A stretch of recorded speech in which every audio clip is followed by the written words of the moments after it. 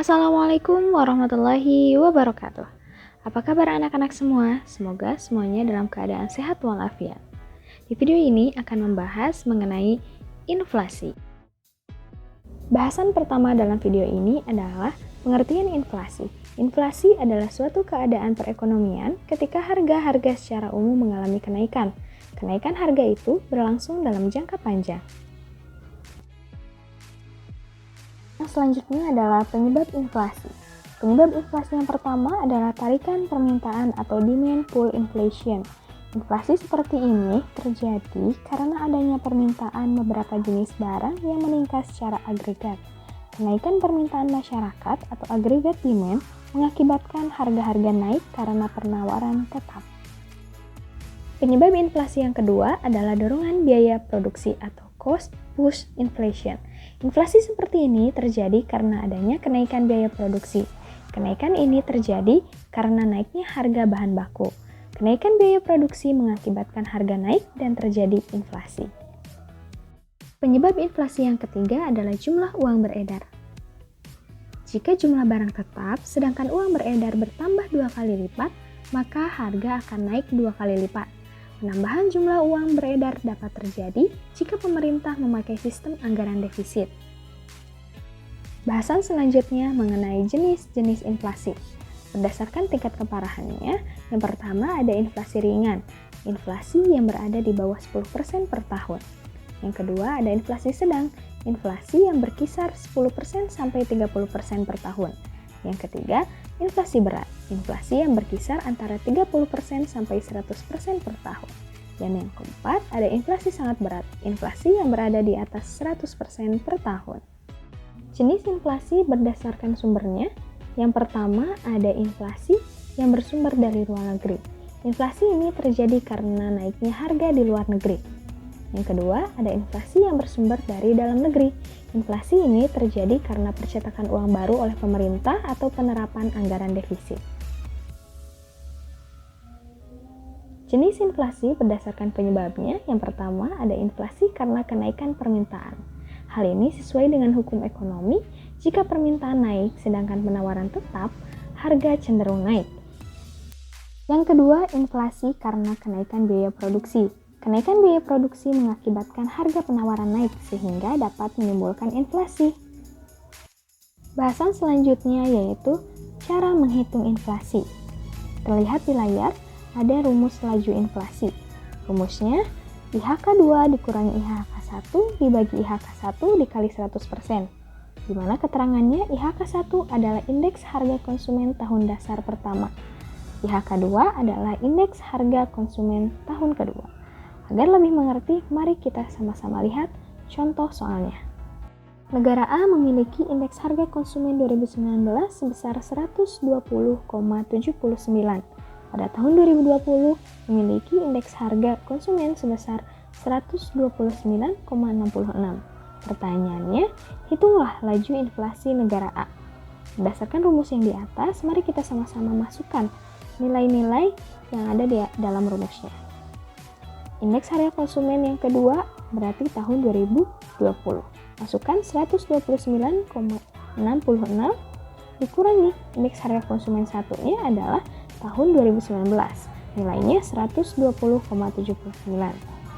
Kemudian dibagi 120,79 dikali 100, hasilnya 8,87 dibagi 120,79 dikali 100% dan hasilnya 7,34%. Nah, angka ini termasuk dari inflasi ringan karena kurang dari 10%.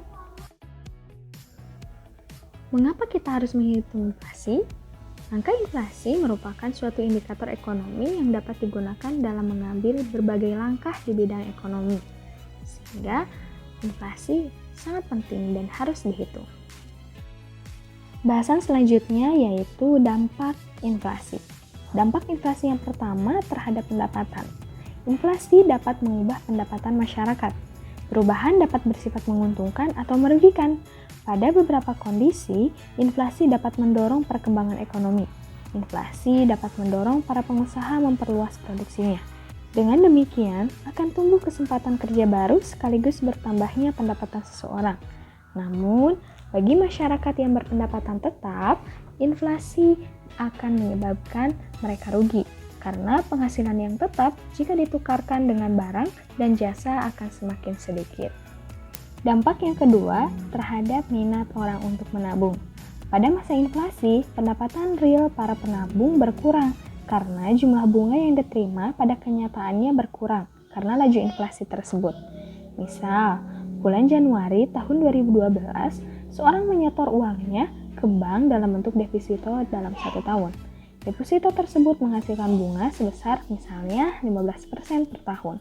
Apabila tingkat inflasi sepanjang Januari 2012 sampai Januari 2013 cukup tinggi, katakanlah 11%, pendapatan dari uang yang didepositokan tinggal 4%. Akhirnya, minat orang untuk menabung akan berkurang. Dampak inflasi yang ketiga terhadap kalkulasi harga pokok. Keadaan inflasi menyebabkan perhitungan untuk menetapkan harga pokok dapat terlalu kecil atau bahkan terlalu besar. Oleh karena itu, persentase dari inflasi tidak teratur. Kita tidak dapat memastikan berapa persen inflasi untuk masa tertentu. Akibatnya, penetapan harga pokok dan harga jual sering tidak tepat.